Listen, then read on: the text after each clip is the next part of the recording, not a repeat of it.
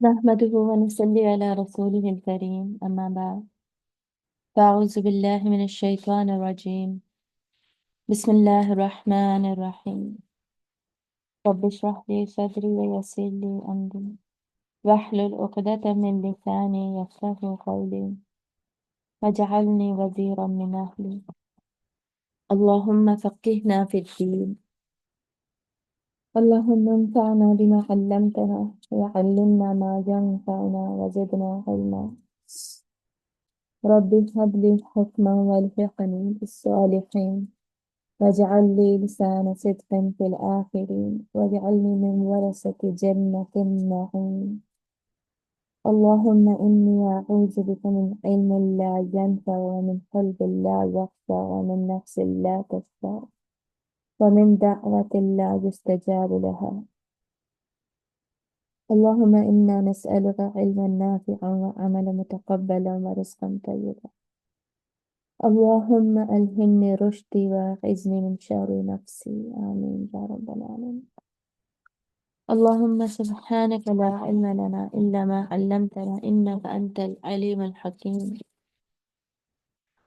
Number 20 سے ہم نے اسٹارٹ کرنا ہے. اس سے پہلے ہم پڑھ رہے تھے دس 19 کی ٹرانسلیشن میں تھوڑی سی ریوائز کرنے لگی اس کو دیکھیے گا.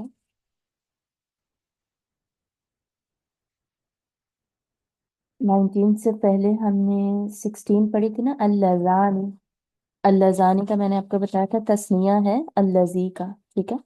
تو میل کا جو سیغہ ہوتا ہے، مذکر کا سیغہ، مذکر کا ہے نا یہ سیغہ، تو مذکر کا سیغہ جب یوز ہوتا ہے تو it includes both male and female. Okay. اس کے بعد 19 نمبر آیت میں دیکھیے، اے اہل ایمان تمہارے لیے جائز نہیں ہے کہ تم عورتوں کو زبردستی وراثت میں لے لو. یہ میں نے آپ کو ایکسپلین کر دیا تھا. اور نہ یہ جائز ہے کہ تم انہیں روکے رکھو تاکہ تم ان سے واپس لے لو اس کا کچھ حصہ جو تم نے ان کو دیا ہے. یہاں پہ مہر کی بات ہو رہی ہے کہ جو مہر ان کو دیا ہے وہ اب تم ان سے واپس لینے کی کوشش کر رہے ہو. یعنی وہ اگر طلاق دیتی ہے یا باپ کی باقی بیویاں تھیں ان کو جانے کے لیے دے رہے ہو تو ان کو باپ نے جو مہر دیا ہوا تھا وہ واپس لینے کی کوشش کر رہے ہو. ٹھیک ہے. تو جیسے ہو سکتا ہے پلاٹ دے دیا ہو کسی کو، اپنے کسی بیوی کو باپ نے، تو وہ اب تم واپس چھیننے کی کوشش کر رہے ہو، یا اپنی کسی بیوی کو طلاق دی ہے تو وہ واپس چھیننے کی کوشش کر رہے ہو. ہاں اگر وہ بدکاری کو پہنچے تو یہ اور بات ہے، مطلب کہ وہ اگر بدکاری کر رہی ہوں، فحاشی کر رہی ہوں، تو ان سے کچھ چھینا بھی جا سکتا ہے.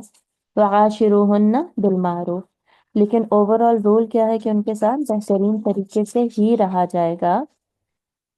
ان کے ساتھ ہمیشہ عورتوں کے ساتھ گزر بسر جو تم کرو اچھے طریقے سے کرو، نیکی سے کرو، خوش اسلوبی کے ساتھ کرو، اپنے اخلاق کا خیال رکھو.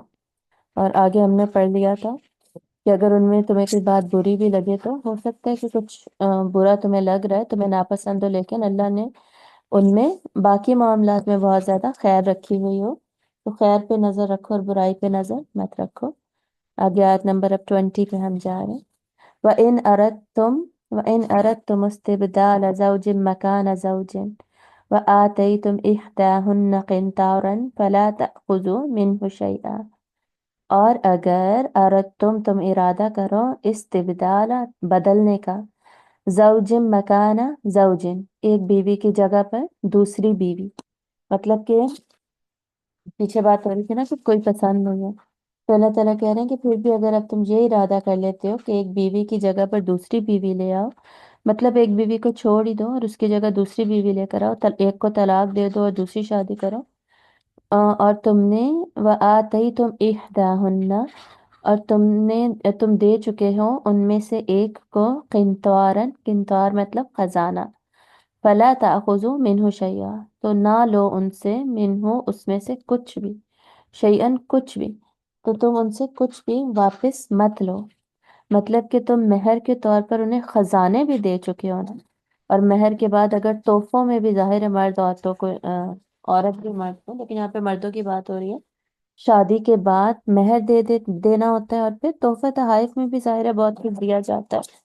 تو وہ تم چاہے خزانوں میں بھی دیا ہے نا تم واپس نہیں لے سکتے، خصوصاً یہاں پر مہر کی بات ہو رہی ہے کہ مہر کو واپس نہیں لے سکتے۔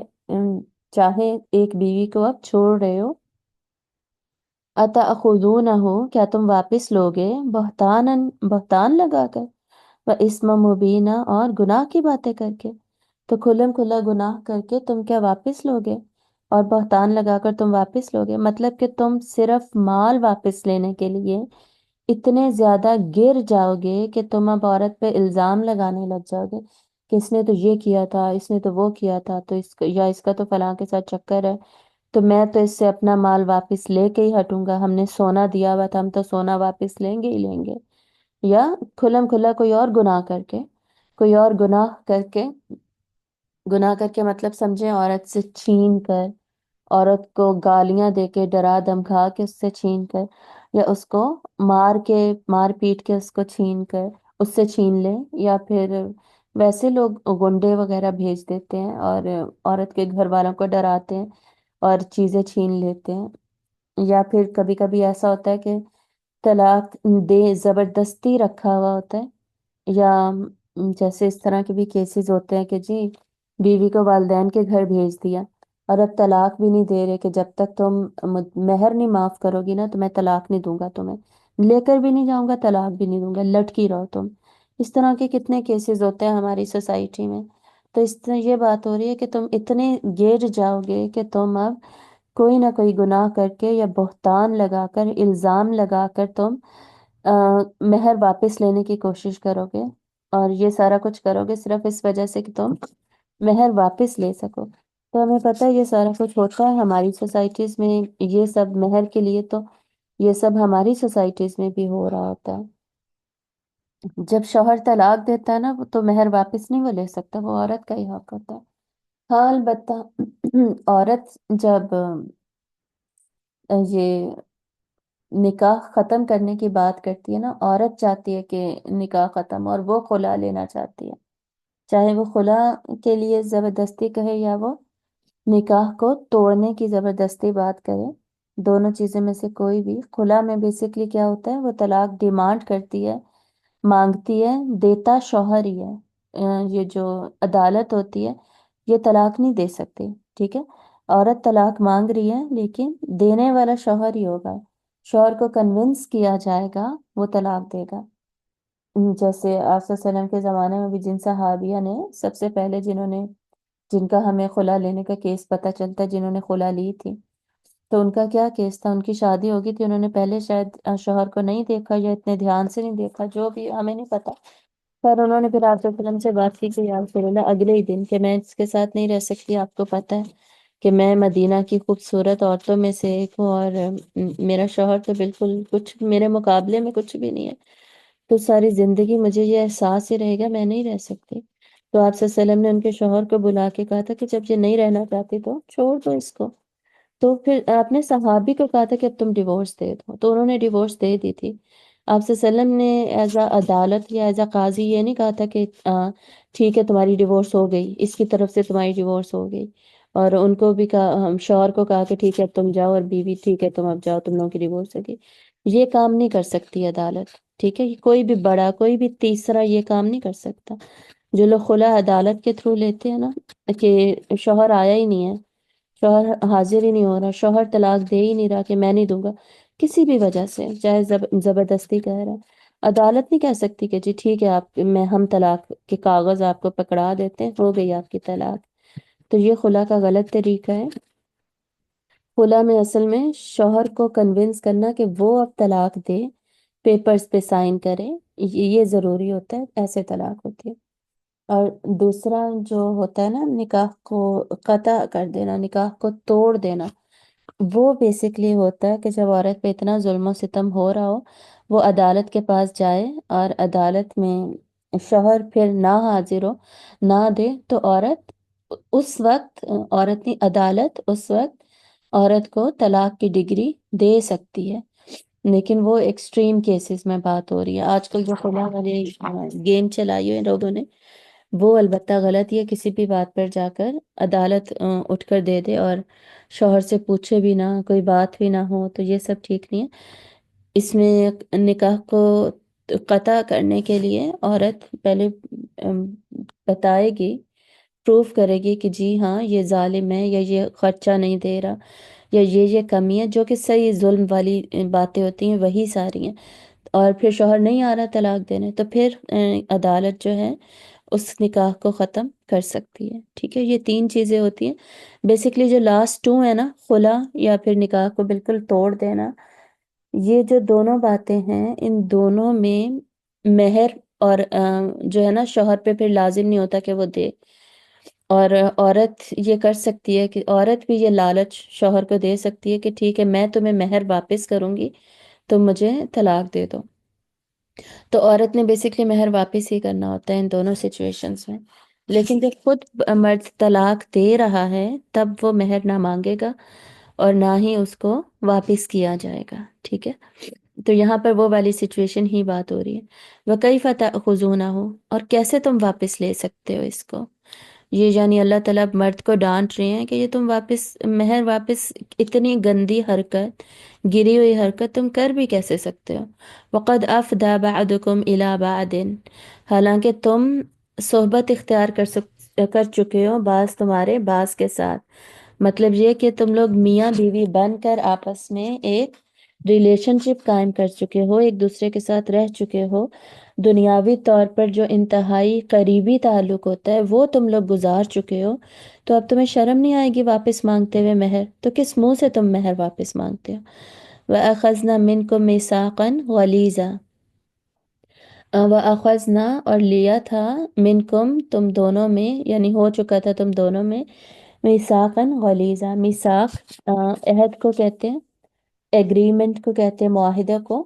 غلیظ کہتے ہیں بہت زیادہ مضبوط، ٹھیک ہے، یہ اردو والا غلیظ نہیں ہے، عربی والا غلیظ ہوتا ہے بہت زیادہ مضبوط۔ سو مضبوط ایگریمنٹ تھا تم دونوں کے درمیان میں، مضبوط ایک معاہدہ تھا۔ کس کو کہا جا رہا ہے؟ نکاح کو۔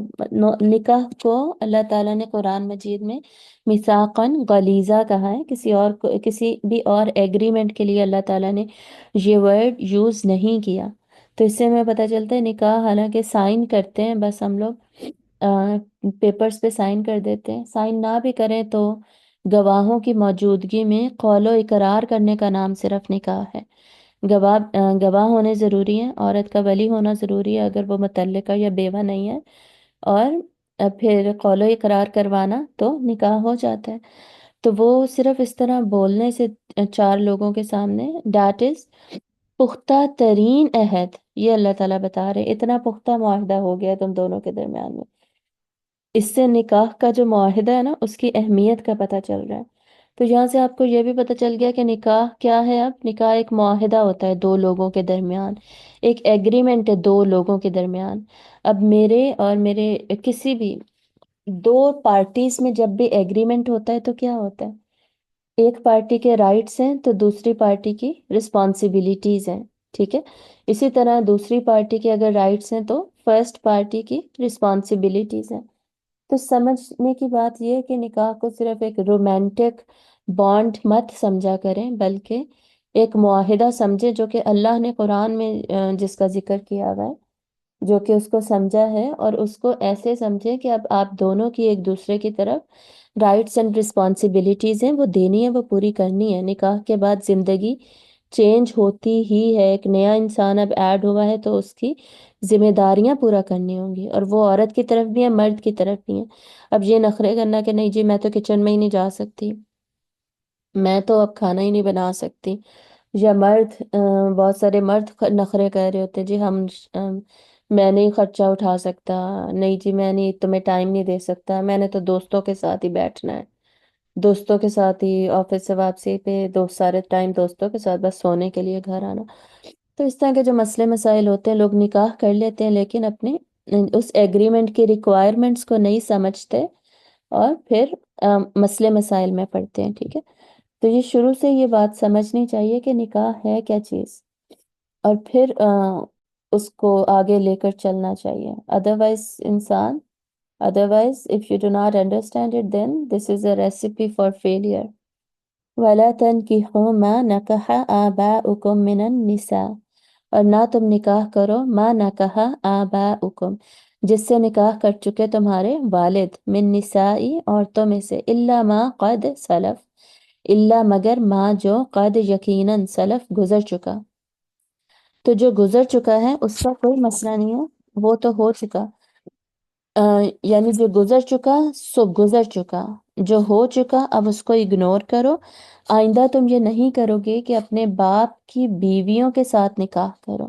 مطلب ایک تو سگی ماں ہوتی ہے نا، سگی ماں کے ساتھ ساتھ جو سوتیلی مائیں ہیں، اگر صرف ان کا مہر واپس لینے کے لیے یا ان کو باندھے رکھنے کے لیے کہ جی مہر واپس نہ بھی لینا ہو نا، پھر بھی انہیں روکے رکھنا کہ جی جو بھی باپ نے مہر دیا تھا وہ باہر نہ چلا جائے، اب یہ چلی گئی تو وہ ساتھ گیا نا، یا پھر وراثت میں حصہ نہ دینا پڑے، ان ساری ریزنز کی، مال کی وجہ سے، بیسکلی لالچ کی وجہ سے ابھی بھی سوسائٹی میں ہمیں پتہ ہے اس طرح کے ڈیسیجنز ہوتے ہیں، ٹھیک ہے۔ یہ شادی والے ڈیسیجنز تو اب نہیں ہوتے، لیکن روکے رکھنے کے ڈیسیجنز ہوتے ہیں، جانے نہیں دیتے، کہیں اور نکاح نہیں کرنے دیتے، بس تم ادھر ہی اب ساری زندگی رہو، جو کام تم، شوہر فوت ہو گیا پھر بھی تم جو کام کر رہی تھی اس کو نوکرانی بنا کے رکھ لیتے ہیں، بس کچن کے کام کرتی رہو، گھر کے کام کرتی رہو، یا بس اپنے بچوں کو پالتی رہو، اور تم نے کچھ نہیں کرنا، اس کو کبھی بھی نکاح نہیں کرنے دیتے۔ تو یہ سارے غلط رسم و رواج ہیں یہاں پہ، البتہ جو پرانی رسم تھی جہالت کی، زمانہ جہالت کی، وہ بتائی جا رہی ہے اور اس سے روکا جا رہا ہے، مگر جو گزر چکا ہے، مطلب اب جو پہلے ہو چکا سو ہو چکا، اب اس کو اگنور کر دو، اور یہ جو پرانے اگر اس طرح کے کوئی بانڈز، کوئی رشتے بنے تھے نا، ان کو البتہ ختم ہی کیا گیا تھا۔ تو اگر ابھی بھی ایگزسٹنگلی بھی کسی کی اس وقت اگر کوئی بیوی تھی اس طرح جو کہ باپ کی سوتیلی بیوی تھی، اس کو پھر بیٹے نے نکاح کر لیا، تو انہوں نے پھر ان کے لیے یہی حکم تھا کہ وہ اب اس کو ختم کریں اور چھوڑیں، ٹھیک ہے۔ جیسے جب 4 شادیوں کا حکم آیا ہے تو جن جن کی زیادہ تھیں، 9 تھیں، 10 تھیں، اس سے زیادہ بیویاں جن کی تھیں، تو آپ صلی اللہ علیہ وسلم نے حکم دیا کہ 4 رکھو، باقیوں کو چھوڑ دو، باقیوں کو جانے دو، ان سے کوئی اور نکاح کر لے۔ تو یہ امپلیمنٹیشن البتہ ان رولز کی گئی تھی۔ تو الا ما قد سلف سے کیا مطلب ہے؟ جو ہو چکا اس کو اگنور کر دو کا مطلب یہ ہے کہ اللہ اب اس کو معاف کر دے گا، لیکن تم اب اپنا رستہ سیدھا کر لو، اب اپنے آپ کو صحیح کر لو۔ انہ کان فاحشۃ، بے شک یہ بہت ہی بے حیائی کی بات ہے، و مقتن اور ناراضگی کی بات ہے، وساء سبیلا اور کتنا برا رستہ ہے۔ یعنی آپ کو اب شریعت میں اب آپ کو پتہ ہے نا کہ جو ساس جس سے باپ نے نکاح کر لیا، جو سوتیلی ماں بھی ہے، وہ آپ کے لیے ہمیشہ کے لیے ماں ہی ہے، یعنی محرم رشتہ بن گیا، وہ محرم ہی ہے۔ سوتیلی ماں، سوتیلی اولادیں محرم ہوتے ہیں، سوتیلا باپ بھی محرم ہوتا ہے، ٹھیک ہے۔ اور اس کے علاوہ میں ساس کا بتا رہی تھی، اگر آپ کی کوئی کسی کی ساس ہے اور فرض کریں شوہر کی ڈیتھ ہو جاتی ہے، سوری بیوی کی ڈیتھ ہو جاتی ہے، شوہر کے لیے وہ ساس ہمیشہ محرم ہی رہے گی، چاہے بیوی کی ڈیتھ ہو گئی ہے، چاہے بیوی کو طلاق دے دی ہے، وہ ساس جو تھی وہ ہمیشہ محرم ہی رہے گی، اس سے نکاح نہیں ہو سکتا، اور ویسے بھی محرم ہی رہے گی۔ اسی طرح سسر بھی ہیں، سسر اگر لڑکی کے شوہر کی ڈیتھ ہو گئی یا ایون اس نے طلاق دے دی، تب بھی وہ جو سسر تھے وہ محرم ہی رہیں گے، ٹھیک ہے۔ تو ساس سسر ہمیشہ ہی محرم رہتے ہیں، اسی طرح سوتیلی ماں اور سوتیلا باپ بھی محرم ہی ہوتے ہیں اور رہتے ہیں۔ آگے دیکھیے، اب آگے بتایا جا رہا ہے کہ کن سے نکاح کرنا حرام ہے، یہ اب اللہ تعالیٰ بتا رہے ہیں۔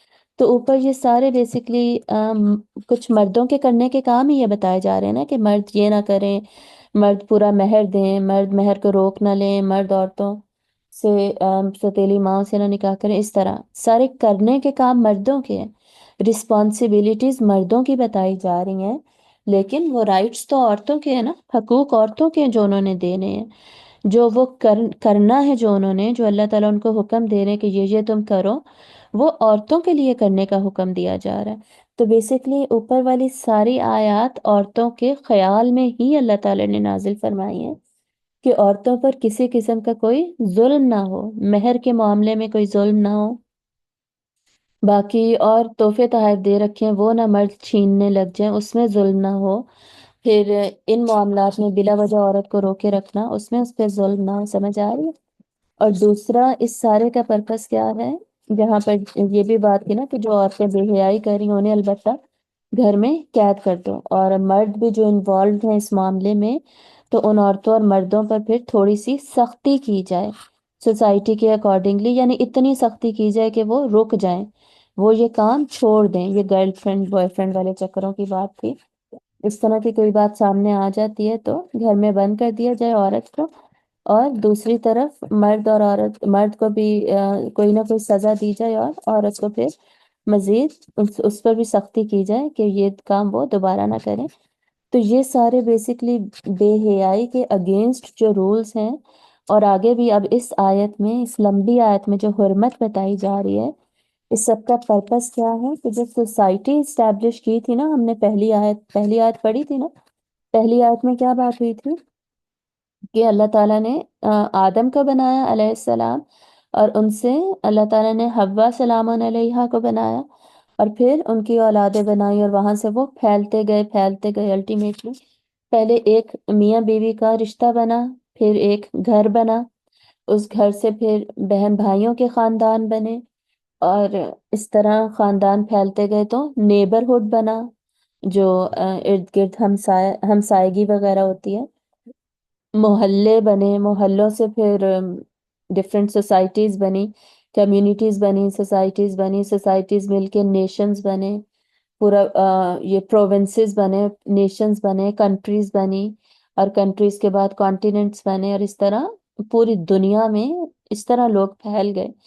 تو اب یہ رولز اگر نہیں بتائے جائیں گے تو سوسائٹی میں اوور آل بے حیائی پھیل سکتی ہے، ٹھیک ہے؟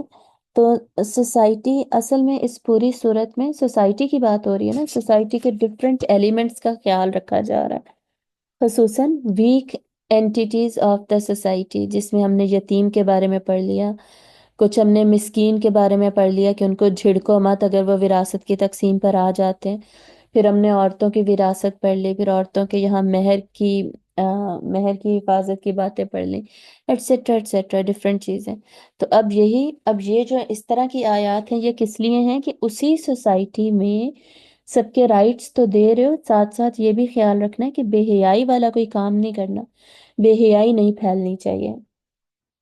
اگر بے حیائی پھیل جائے تو وہی سوسائٹی کی کیا ہے؟ موت ہے وہ سوسائٹی کی۔ حیا ہی میں خیر ہے، ٹھیک ہے؟ آپ صلی اللہ علیہ وسلم نے کیا فرمایا ہے کہ حیا ساری کی ساری ہی خیر ہے، ٹھیک ہے؟ اس میں ساری کی ساری میں بھلائی ہے۔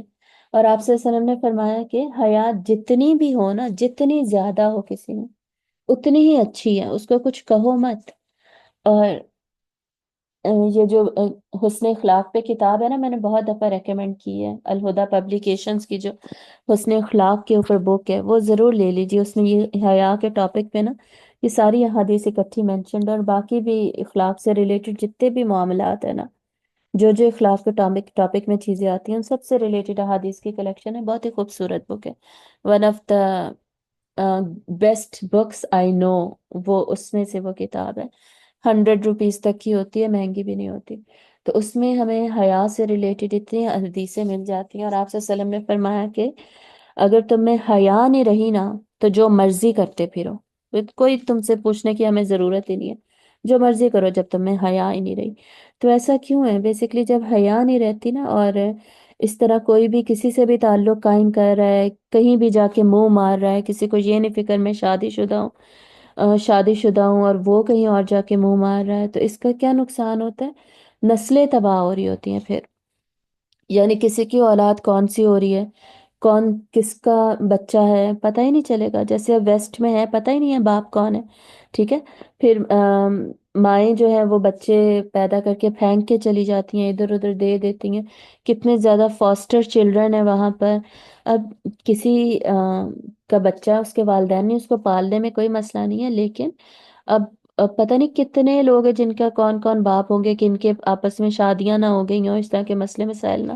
تو ساری سوسائٹی ایسے کوئی ڈیمارکیشن نہیں رہتی، نسل ساری خراب ہو جاتی ہے، تباہ ہو جاتی ہے۔ اور جو چاہتا ہے نا کہ اس کی نسلوں میں، ہم نے بات کی تھی ادھر جو زیادہ شادیوں والی بات کی تھی، وہاں پہ ہم نے جینڈر ڈائیورسٹی کی بات کی تھی نا، تو جینڈر پیورٹی بھی ایک جینڈر بات کریں، سوری جینیٹک ڈائیورسٹی کی بات کی تھی، سوری جینڈر نہیں، جینیٹک ڈائیورسٹی کی بات کی تھی۔ تو ایک जेनेटिक एक जीन्स का जो पूल होता है ना इंसान का, उसकी प्योरिटी की भी बात होती है। ठीक है, इवन अब साइंटिफिकली भी लोग इसको समझते हैं, अंडरस्टैंड करते हैं कि आप अगर किसी और के साथ इन्वॉल्व नहीं है ना, आप you are just involve with one person, यानी आपका एक शौहर है, अब आप एक ही शौहर के साथ आपका रिलेशनशिप है, तो जो जीन्स का पूल है ना वो करप्ट नहीं होगा। और जब वो करप्ट नहीं होगा तो जो औलादे पैदा होंगी वो बेस्ट जेनेटिक मेकअप के साथ पैदा होंगी, जेनेटिक डिज़ाइन के साथ पैदा होंगी, और बेहतरीन फिर आपको औलादे मिलेंगी, बेहतरीन नस्ल मिलेगी। ठीक है, अब वेस्ट में इन रीजंस की वजह से हम प्रॉब्लम्स देखते हैं, उनकी ये LGBTQ वाले सारे मसले मसाइल जो हैं, होमोसेक्सुअलिटी वाले, क्वेयर रिलेटेड, या फिर ये ड्रैग क्वीन एटसेट्रा वगैरह वाले जो मसले मसाइल जो इन्होंने सोसाइटीज खराब किया, फिर बाहर जितना डाउन सिंड्रोम का मसला है, ऑटिज्म का मसला है, यहाँ पर इतना तो नहीं है मसला, अब आने लग गया है, होने लग गया है, लेकिन इतना तो नहीं यहाँ पे मसले एग्जिस्ट करते जितने वहाँ पे ये सारे मसले एग्जिस्ट करते। तो उनकी औलादें बस फिर इन इन चीज़ों की वजह से, ADHD है किसी को, किसी को ऑटिज्म है, किसी को डाउन सिंड्रोम है, तो ये सारा कुछ क्यों है? ये जेनेटिक पूल में इतनी ज़्यादा करप्शन की वजह से। एक औरत अगर दो चार लोगों के साथ, इतने ज्यादा, वहां तो कोई लिमिट नहीं है ना बॉडी काउंट की, तो बॉडी काउंट में जब उनके इतने इतने लोग होते हैं तो when they make relationship, what happens that जो किसी का भी जो स्पर्म है ना, it stage in the body of the women, so it basically corrupts the DNA makeup of the egg of the women, उसको कुछ ना कुछ करप्शन कॉज कर देता है, चाहे उनका बेबी हुआ हो ना हो। ठीक है, तो next time she would be expecting from another man, तो उसका कुछ ना कुछ portion that is there, you get it. So this is why अल्लाह ताला ने इसकी इतनी ज्यादा बात की है। इस सूरत में हया से रिलेटेड इस वजह से इतनी ज्यादा बात होती है, फिर सूरत नूर में बात होती है, इसीलिए इन मामलात में अल्लाह ने सजाएं रखी हैं कि सिर्फ अगर तुमने इल्ज़ाम गलत लगा दिया ना किसी बात पे, किसी के ऊपर, इन मामलात में, तो 80 कोड़े पड़ेंगे, ताकि सब अपने मुंह जुबानें बंद रखें, गलत बातें ना करें। और अगर कोई अनमैरिड ऐसा कोई काम करे, मर्द हो या औरत, 100 कोड़े पड़ेंगे। शादीशुदा होते हुए कोई ऐसा काम करता है, उसने तो अपना अपना जो एग्जिस्टिंग घर था वो भी तबाह कर दिया, सोसाइटी को तो ओवरऑल तबाह किया ही किया। तो उसको फिर मारा जाएगा, ख़त्म किया जाएगा, ताकि दूसरा ख़त्म सिर्फ करने का सिर्फ तब वो वाली सजाएं जिनमें ये इतना डराया जाए अगलों को कि कोई और फिर इस तरह का काम ना करे। और हया जो है ना, ये हदीस आपको याद है ना कि इस्लाम का जो शुआर है वो हया है। इस्लाम एक वो एक खसूसियत जो इस्लाम की पहचान है, वो कौन सी है? वो हया है। वो नमाज पढ़ना नहीं है, वो ज़कात देना नहीं है, वो रोज़े रखना नहीं है, ये सारे भी इस्लाम के शुआर ही हैं। ठीक है, ये सब इस्लाम के शुआर हैं। शुआर होता है वो चीज़ जिससे कि इस्लाम को पहचाना जाता है, लेकिन हया इन शुआर में से वो वाली पहचान है इस्लाम की, जिसको आप वसल्लम ने फरमाया कि एक जो पहचान है ना, खसूसी पहचान, स्पेसिफिक जो पहचान है, जो साइन है इस्लाम का, दैट इज मोडेस्टी। ठीक है, वो हया है। तो अपना, मुझे अब पर्दा नहीं अच्छा लग रहा बाहर करते हुए, गर्मी लग रही है, लोग बातें कर रहे हैं, लोग क्या कहेंगे, इस तरह हमें फील हो रहा होता है ना, क्या मुसीबत है, अब मुझे पर्दा करना पड़ेगा, मैं बाकियों की तरह क्यों नहीं चल फिर सकती, अब इधर नीचे तक जाना है, अब मैं इतना कुछ पहन कर जाऊं, अब साइकिल चलाने जाना है, मैं इतना कुछ पहन कर जाऊं। फिक्र ना करें, मुझे भी ये ख्यालात आ रहे होते हैं, हम सबको आ रहे होते हैं, बीइंग अ ह्यूमन बीइंग। लेकिन अल्लाह ने ये हया का एलिमेंट जो रखा है, ये पूरी ओवरऑल सोसाइटी की प्रोटेक्शन के लिए रखा है, और इससे फर्क पड़ता है। इसीलिए हमारी सोसाइटीज, आप कोई भी अब रिलीजन उठाकर देख लें, क्रिश्चियनिटी, जूडिज्म, ये कहते हैं ना कि ये मोनोथीस्ट है, इनमें ये प्रॉफिट्स को, अभी भी प्रॉफिट्स, प्रोफेटिक वैल्यूज को ओन करने की बातें करते हैं। फिर बाकी जितने भी बुद्धिस्ट हो गए, जितने भी अब रिलीजन्स को अब आप काउंट कर लें जो भी एग्जिस्ट करते हैं, तो उनमें से किसी में भी मॉडेस्टी नहीं रही, हया किसी में भी नहीं रही। और बल्कि मुसलमानों से भी अब निकलती जा रही है। एक मुसलमान अलबत्ता ऐसे हैं जिनमें के कुछ कंट्रीज में अभी भी हया मौजूद है। जैसे हमारी पाकिस्तानी सोसाइटीज में अभी इतना ओपन नहीं हुई बेहयाई जो है, ये बॉयफ्रेंड गर्लफ्रेंड वाले कल्चर अभी हमारी सोसाइटीज में इतने ओपन नहीं हुए कि लोग माँ बाप के सामने भी ऐसे ही फेर रहे हों या कोई हरकतें कर रहे हों। लेकिन टर्की वगैरह में हम देखते हैं कि that is open, even dressing wise they are very open. Even many Arab countries like Egypt etc, Egypt वगैरह में they are very open dressing wise, Lebanon वगैरह में देख लें। और उनके कभी आप ये इंस्टा वगैरह पे वो पेजेस नहीं होते हैं जिनमें एक बंदे ने माइक पकड़ा होता है और वो जस्ट स्ट्रीट्स में जा रहा है वैसे ही कुछ पूछने के लिए कि what do you do for living, और what is your age and how did you spend your life. इस तरह के जो ये इंस्टा के पेजेस होते हैं ना, तो मैं अक्सर उनको देखती हूँ। उसमें आप लेबनान वगैरह का, इस तरह जॉर्डन वगैरह के, इनके ज़रा सर्च करके देखें और उनके यूथ के जवाबात देखें तो वो इस्लाम से इतने दूर हैं, इस्लाम से इतने दूर हैं कि हैरानी होती है हमें, हैरान हो जाते हैं हम। और इतनी ज्यादा बेहयाई सोसाइटी में पेनिट्रेट कर रही है, फिर भी Islam is the only religion right now existing जिसमें फिर भी पर्दे वाले लोग नजर आते हैं। बाकी रिलीजन्स में तो टोटली ऑब्सोलीट हो चुका ना ये कॉन्सेप्ट, हमारे यहाँ हमने उसको होल्ड किया हुआ है। ठीक है, अल्लाह ने हमें ये इज्जत दी है, अल्लाह ने हमें ये स्टेटस दिया है कि हम उसको होल्ड करें और हम उसको इम्प्लीमेंट करें अल्लाह ताला के इस हुक्म को। तो इस पे हमें फ़ख्र करना चाहिए और इस पे हमें खुद को बार बार कन्विंस करना चाहिए। और यहाँ पर तो रिश्तों की बात हो रही है ना, साथ साथ पर्दे की भी आगे जाके अब बातें होंगी। लेकिन बेहयाई को मकसद दोनों का सेम है, ये याद रखिएगा। यहाँ पर जो रिश्तों की प्रोटेक्शन है, आगे जाके जो पर्दे की बातें होंगी, इन सब की मकसद यही है कि सोसाइटी में बेहयाई ना फैले। और जो कहते हैं ना कि मेरे एक के पर्दा ना करने से क्या हो जाएगा, सारे मर्दों ने मुझे ही देखना है, मेरी तरह मेरे बारे में ये गलत बातें सोचनी है, मुझे ही बुरी नजर से देखना है, कुछ नहीं होता अगर मैंने पर्दा ना किया, एटसेट्रा एटसेट्रा, ऐसे जो लोग बातें करते हैं। तो टोटली बेसलेस बातें हैं ये। जिस किसी के एक्सपीरियंसेस है ना, जो लोग एक दुनिया से गुजरे हैं, देखा है उन्होंने, उनको पता है ये कोई बातें एग्जिस्ट नहीं करती।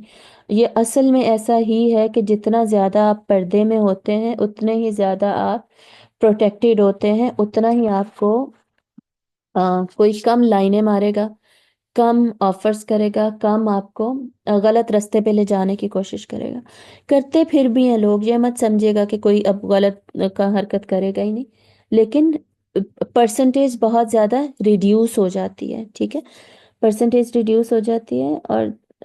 और ये जो लोग कहते हैं ना कि अब ये कैसे पॉसिबल है कि सारे ही मर्द अट्रैक्ट हो रहे हैं, या अब मैं हर एक से मुझे अब पर्दा ही करती रहूं, एटसेट्रा एटसेट्रा। तो इस बात को ना ऐसे समझा करें जैसे हम औरतों को कपड़े बड़े पसंद होते हैं। अब मेरे पास 10 सूट भी है ना, कोई 11वां सूट भी मैं देखूंगी ना बहुत ही खूबसूरत, मेरा उस पे दिल आ जाएगा, नहीं मैंने लेना ही लेना ही है। वो भी ले लिया ना, बस ले लिया, रख लिया, अब 4 दफा पहन लिया, अब 12वां देखूंगी ना, हाय कितना अच्छा है, ये भी मैंने लेना है। जैसे जो लड़कियां बाया पहनती हैं उनको भी ये पता है, एक लिया है तो अब दूसरे पे हाय कितना अच्छा ये लेना है, तीसरा हाय। लिमिट कोई नहीं है हमारी इस मामले में, कपड़ों को देख के हमारे ऐसे हम लोग हो जाते हैं। और खूबसूरत कपड़ों को देख के खसूसन, हाँ ये कितना अच्छा लगेगा, ये मैंने लेना है, चाहे 50 पड़े अलमारियों में, और पैसे अगर हो ना, हमारा बस नहीं चलता, हम फेंक दें, या ना भी फेंके ना तो दिल जरूर आ रहा होता है। या किसी और की अगर कोई और चॉइस है, अमूमन औरतों की कपड़ों के मामले में ना ऐसे ही होता है, 50 हो तो 51 पे दिल आएगा ही आए। मर्दों का एग्जैक्टली यही सिस्टम है। और जितनी उनकी 4 भी बीवियां हैं ना, 5वीं को भी देख कर उनकी नीयत खराब होगी ही, उनका दिल अ, फटने वाला होगा। या आप सल्लम ने जो कह दिया कि सबसे बड़ा फितना मेरी उम्मत का मर्द के लिए औरत ही है, जब आपसे सल्लम ने ये कह दिया तो फिर और मजीद अब मैं सोचती रहूँ, नहीं मैं तो कोई फितना नहीं हूँ भाई, तो मैंने पर्दा ना किया तो क्या हो जाएगा, इस तरह की बातें हम करते हैं ना। तो ये बेसलेस बातें, जो हकीकत है वो हकीकत ही है। औरत ऐसे ही मर्द के लिए हमेशा फितना ही रहेगी। तो जहाँ मर्द ने अपनी प्रोटेक्शन करनी है, उसने निगाह को नीचे करना है और इस तरह के कामों में इन्वॉल्व नहीं करना, इसी तरह औरत ने भी अपनी प्रोटेक्शन करनी है اوور آل سوسائٹی کا بھی خیال رکھنا ہے، اور ان وجوہات کی وجہ سے اس نے پردہ کرنا ہے، ٹھیک ہے۔ تو یہ اوور آل پکچر دیکھیں، انسان جو لوگ صرف اپنا سوچ رہے ہوتے ہیں نا، اپنا انڈیویجولی، کہ میں نے نماز نہیں پڑھی، آپ کو کیا مسئلہ ہے؟ آپ کو کیا ہے میں نے اگر نماز نہیں پڑھی تو؟ ایک سیکنڈ رکیے گا، میں میسج کر دوں، بس ہم بات ختم کرتے ہیں کہ آپ کو کیا مسئلہ ہے میں نے اگر نماز نہیں پڑھی، نہیں پڑھنی میں نے نماز، لوگ اس طرح کرتے ہیں نا، یا میرا کام ہے نا، میری مرضی ہے، نہیں کیا میں نے، آپ کو کیا ہے؟ یا پردے کے معاملے میں تو بہت سارے لوگ ایسے کرتے ہیں۔ تو یہ نا امیچور اپروچ ہوتی ہے، یہ سمجھنا کہ جی اگر میں نے کچھ نہیں کیا تو اس کا امپیکٹ صرف میرے اوپر ہے۔ This is highly immature approach اور امیچور تھاٹ۔ میچور تھاٹ یہ ہوتی ہے کہ آپ براڈر پرسپیکٹو کو دیکھ سکتے ہیں، آپ اتنے ویژنری ہیں، ویژن آپ کا اتنا اسٹرانگ ہے کہ آپ اس کی امپلیکیشن دور تک دیکھ سکتے ہیں۔ اوور آل ایک فینامینا کا سوسائٹی پہ امپیکٹ کیا پڑ رہا ہے، آپ اس کو انڈرسٹینڈ کر سکتے ہیں۔ دس از میچورٹی۔ اور اتنا صرف میچورٹی نہیں، اب آپ سمجھیں کہ میچورٹی ایج سے آتی ہے، ایسا نہیں ہے۔ This is intellectual approach, this is what I should be saying. عقل مندانہ جو طریقہ ہے نا، وہ یہی ہے کہ آپ کی عقل آپ کو یہ سب دیکھنے پہ یہ سب دکھائے کہ بھئی تمہارے ایک ڈیسیجن سے کتنے لوگوں پہ فرق پڑ رہا ہے، سوسائٹی سے فرق پڑ رہا ہے۔ تو یہ جو میری مرضی لوگ کرتے ہیں نا، میری مرضی کچھ نہیں ہوتی، آپ کی مرضی سے لوگوں پہ فرق پڑ رہا ہوتا ہے، اس لیے ہر کوئی کنسرنڈ ہوتا ہے، ٹھیک ہے۔ تو اس وجہ سے ہم یہ آیات پڑھتے ہیں جو کہ ہم پڑھ رہے ہیں، اور یہ اگلی آیات ہم پڑھیں گے، تو انشاءاللہ کل اب سٹارٹ کریں گے، ٹائم ہمارا اوپر چلا گیا۔ السلام علیکم رحمۃ اللہ وبرکاتہ۔ لیس دین 1 منٹ، تو دعاؤں کا ٹائم ہی نہیں ہے۔ اوکے جی، اللہ حافظ۔